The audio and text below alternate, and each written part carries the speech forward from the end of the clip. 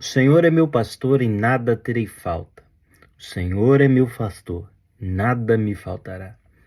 A melhor interpretação bíblica que eu posso encontrar hoje a respeito deste verso está lá em Filipenses 4, 13, 12 e 13, onde o apóstolo Paulo diz o seguinte: sei o que é passar por necessidade, sei que é ter fartura. Aprendi a passar por toda e qualquer situação, seja bem alimentado, seja com fome, tendo muito ou passando necessidade. Tudo posso naquele que me fortalece. Fala, meu querido, graça e paz. Tudo bem com você? Seja bem-vindo a esse momento onde nós estamos podendo compartilhar com você essa palavra do mês, essa palavra que Deus tem trabalhado em nossas vidas.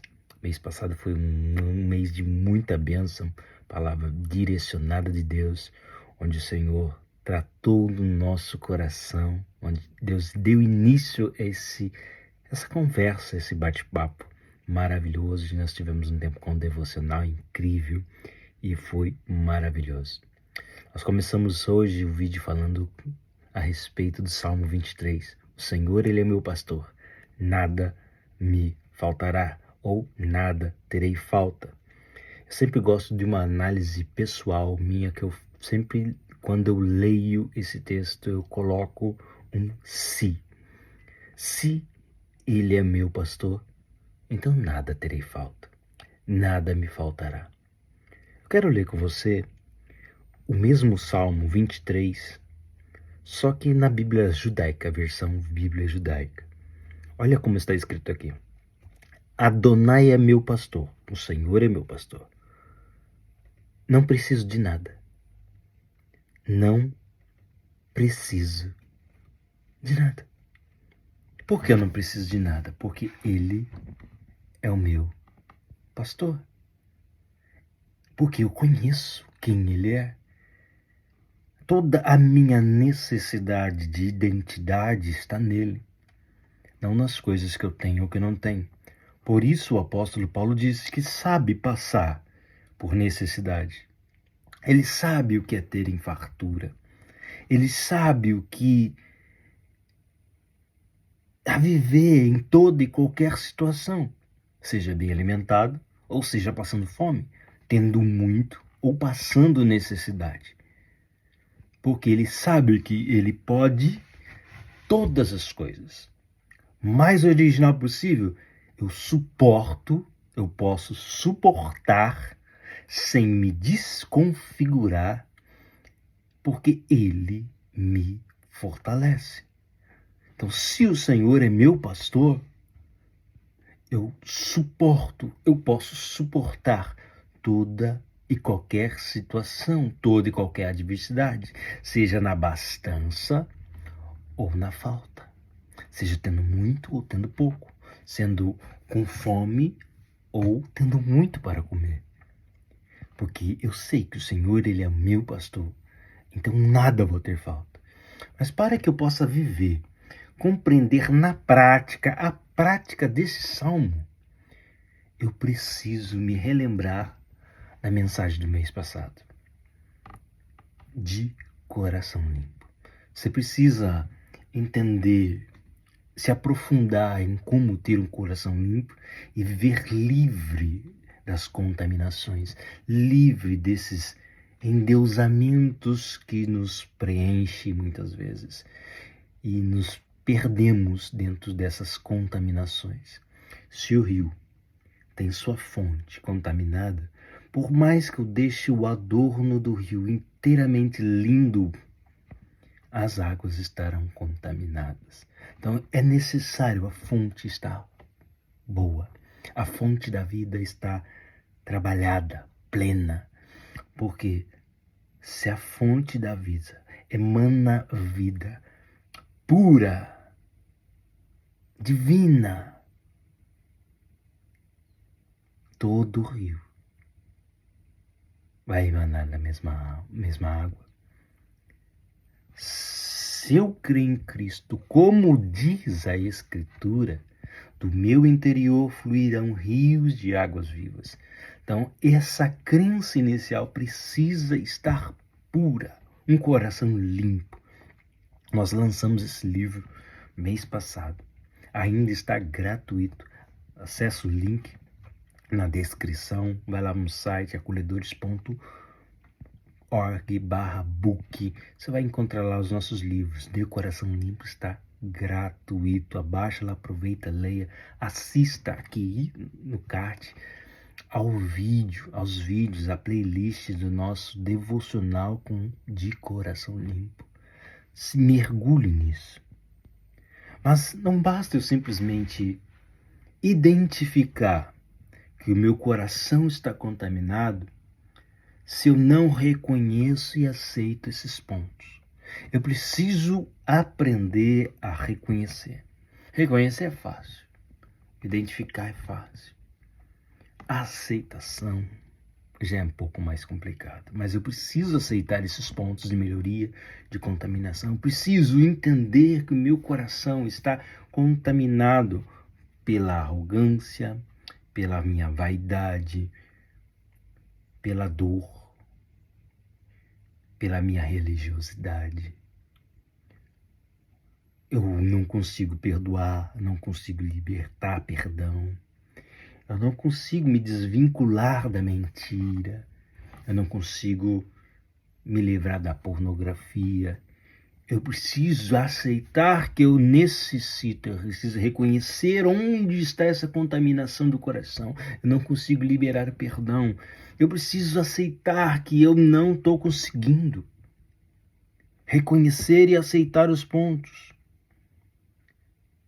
E se possível não, pare, olhe e escute. Porque muitas vezes nós reconhecemos os nossos erros, reconhecemos nossos burnouts, nós reconhecemos as nossas falhas, reconhecemos que não estamos bons mentalmente, socialmente, nossa emoção está se esvaindo pelos dedos, estamos mal. Vem o reconhecimento. Cara, eu tenho que parar. Eu tenho que sossegar. Às vezes você é o crente bom de igreja, o irmão que todo pastor ama, palpa toda a obra, tá lá sempre, nunca falha. Mas você está mal.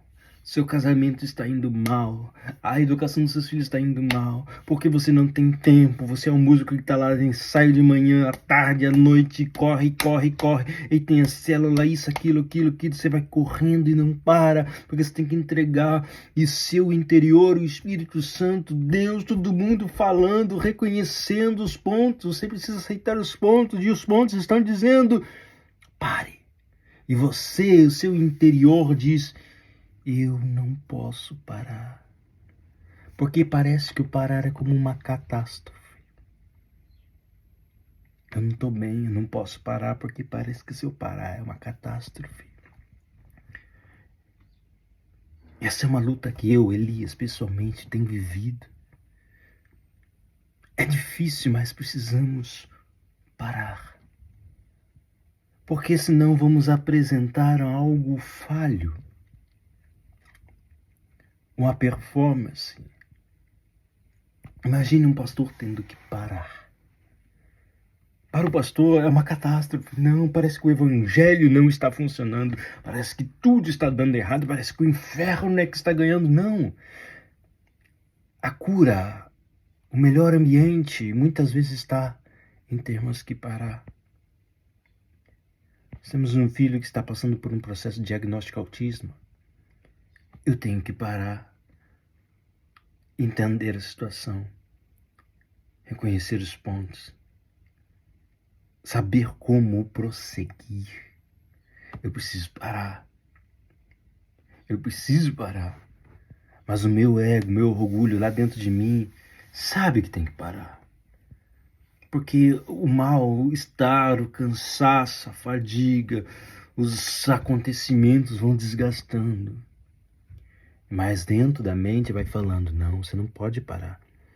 E parece que se a gente parar é uma catástrofe terrível. E não, nós temos que parar. Porque se eu parar, Estou dando vazão a uma voz do Espírito que vem tratar e curar a alma, o espírito, a casa, a família e venha trazendo essa restauração de vida. Porque se eu não paro e continuo o mal, continuo com a fonte do coração, carregando uma mágoa, carregando uma dor, carregando uma infelicidade, um desgaste crônico, eu vou estar entrando num parâmetro de performance.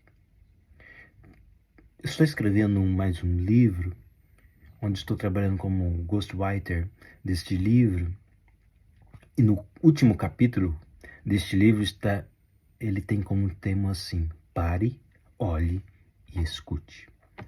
Pare, olhe e escute. Parar é literalmente parar. Parou agora, como tente observar, enxergar a verdade de você mesmo no espelho, enxergar as coisas. Como diz a canção, descanso. Acessa aqui. Quando você conseguir parar, essa canção fala do Salmo 23, deitar em verdes pastos. O descansar em Deus é poder admirar o sorriso da sua esposa. É você sentar na calçada e sentir a brisa do vento passar. É para você poder estar livre para ir poder jogar um bilhar com seus amigos, um boliche com seus amigos, poder sentar à mesa e conversar, dar risada. Poder amar, beijar a sua esposa. É admirar os olhos dos meus. O sorriso, o abraço apertado, poder abraçar e sentir o abraço. Pare, olhe e escute. Pare o que está fazendo. Observe as coisas, as bênçãos, os milagres de Deus e escute o que Deus está falando. Mês passado, Deus nos disse para nós limparmos um coração. Prepara para limpar o coração. O direcionamento começa ali. A gente está hoje mergulhando nesse pensamento do Salmo 23. O Senhor é meu pastor, em nada terei falta. E para eu estar nesse lugar de descanso, quando eu conseguir entender isso, eu vou deitar em pastagens verdejantes, vou ser levado às águas tranquilas, vou viver um refrigério de alma. E tudo isso é lugar de descanso. E quando eu estou no lugar de descanso, eu consigo admirar os olhos dos meus, sem ter uma agenda que me impede de parar, olhar e escutar. Na parábola, que eu gosto muito dessa parábola, está um homem quase morto, jogado às traças na rua. O sacerdócio desce, vê, mas ele não pode parar porque a agenda lhe empurra adiante. O levita desce, vê, mas a agenda lhe empurra adiante. Samaritano que vem do caminho contrário, vê, para, quebra ali a sua própria agenda para estar com e ajudará. Muitas das vezes nós não conseguimos parar, porque a nossa agenda está nos empurrando, nosso sentido está dizendo não posso parar, porque se eu parar a igreja não vai, se eu parar essa coisa não funciona, é uma catástrofe para mim, é uma catástrofe para o evangelho, para o meu ministério, é uma catástrofe. Não precisamos parar, porque se eu não parar eu não vou conseguir olhar para aquele homem quase morto à beira do caminho, e vou fazer e vou seguir como o bom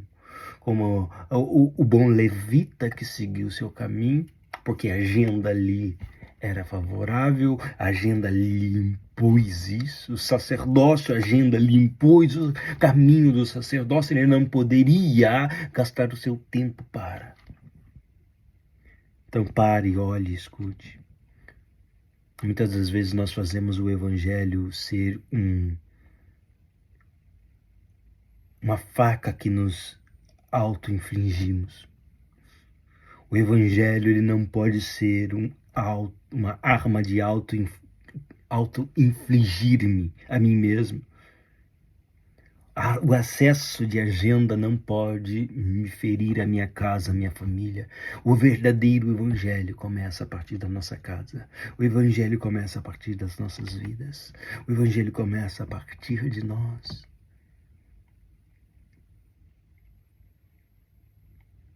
Muitas vezes nós nos auto-infligimos por conta da agenda que temos com o evangelho.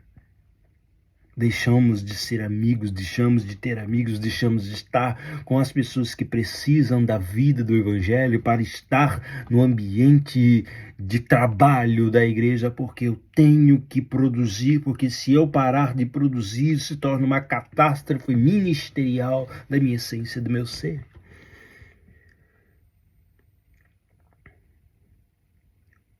Muitas vezes esse pedido de parar entra na minha mente, entra no coração, não como uma voz do Espírito dizendo para nós, eu te amo, estou cuidando de você, mas vem como um som de Deus falando a Abraão, quero Isaac. E o parar parece que muitas vezes nós estamos saindo e subindo ao monte para matar o nosso próprio filho. É um alto preço muito grande, mas necessário para termos um coração verdadeiramente limpo e entregue ao Senhor. Por que temos que fazer e se parar muitas vezes? Se identificamos, isso é pessoal, você tem que se avaliar, eu tenho que me avaliar.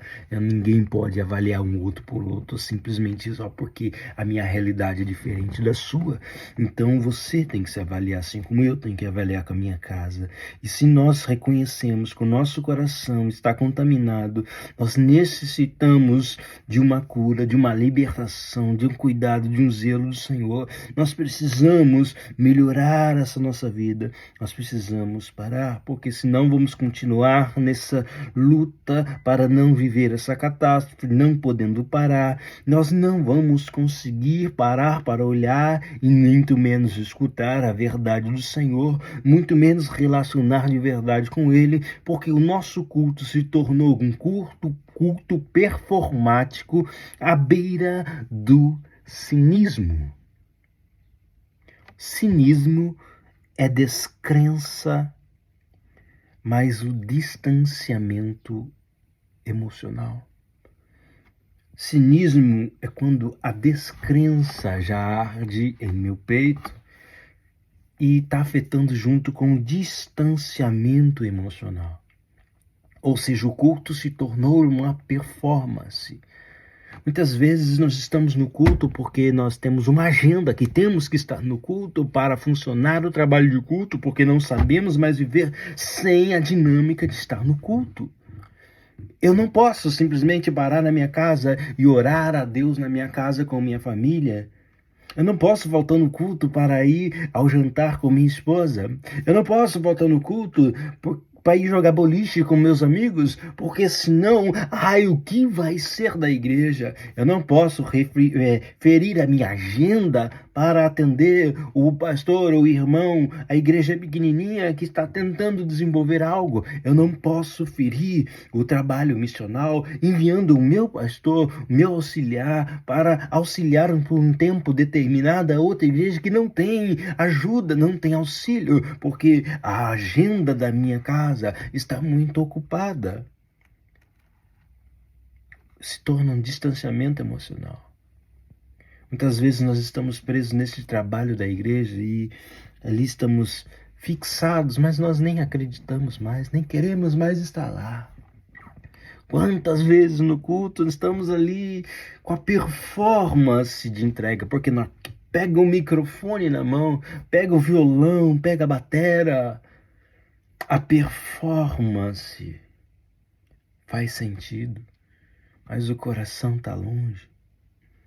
Quantas vezes a oração parece que faz sentido ali na performance da irmã da oração, do irmão da oração, sai linda, mas se torna somente uma performance, não tem mais nem crença nessa oração.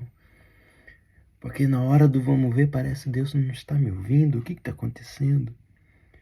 E isso vai trazendo junto distanciamento emocional, porque emocionalmente, na verdade, nem queremos estar mais lá. Nem tenho prazer de... Não tenho prazer de me relacionar. Isso é cinismo, um culto performático. E isso só aconteceu porque eu identifiquei que eu estava mal, mas não aceitei esses pontos como verdade. Então eu não parei, porque parar é uma catástrofe. Crente não pode parar, crente não pode... Não, pastor não pode parar, não. E acabo sempre me auto-infligindo. Sai da vigília, de madrugada,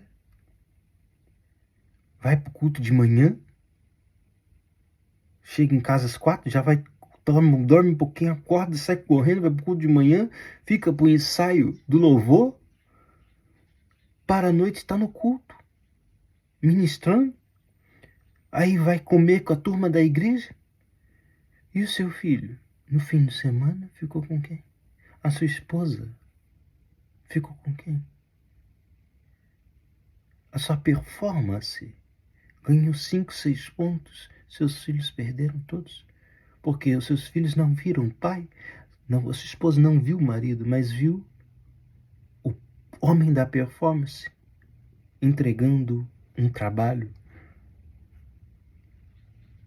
Fazemos o que achamos que sabemos, vivemos para a liturgia, para um resultado, e não nos tornamos a imagem do que realmente representamos. Então, recapitulando tudo aquilo que o Senhor tem nos falado nesses dias, desde o mês passado, mês 4, de coração limpo, limpe o coração, faça uma avaliação da fonte, tem alguma contaminação, limpe, purifique. Tá contaminado, tá mal, estou tão mal, pare. Olhe e escute, medite. O Senhor, Ele é meu pastor, então não preciso de mais nada. Eu não preciso da performance do culto. Eu preciso parar, preciso me encontrar em Deus e descansar no Senhor. Porque se Ele é meu pastor, verso 2, Ele me faz deitar em pastagens verdejantes. Ele me faz descansar. Ele me faz. Ele não está te pedindo, Ele te faz. Se você não está descansando, você não vai viver em verdes pastos, águas tranquilas, refrigério de almas. Significa que você não vai conseguir, de fato, olhar nos olhos da sua esposa e contemplar, desfrutar. Aleluia. O Senhor é bom. E a tua bondade, a tua misericórdia se estende de geração em geração.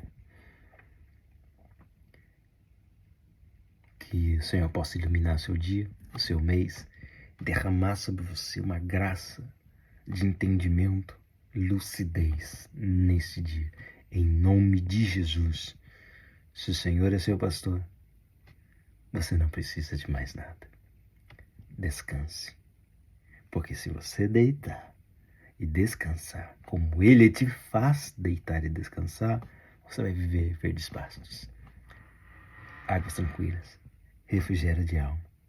Mas para isso, para você conseguir deitar e descansar e relaxar no Senhor, você precisa ter um coração limpo, reconhecer e aceitar esses pontos. Pare. Daí pare. Olhe as coisas que Deus está fazendo. Observe e admire. E escute o que Deus está falando. Não demais? É isso aí, meu querido. Curta, comenta, compartilhe, deixe seu comentário para a gente. E no demais, Kamewá Anatol Chukofukushita. Até o próximo vídeo. Até o nosso próximo devocional. Até a nossa próxima palavra do mês. Um abraço, Pastor Elias. Amo vocês e até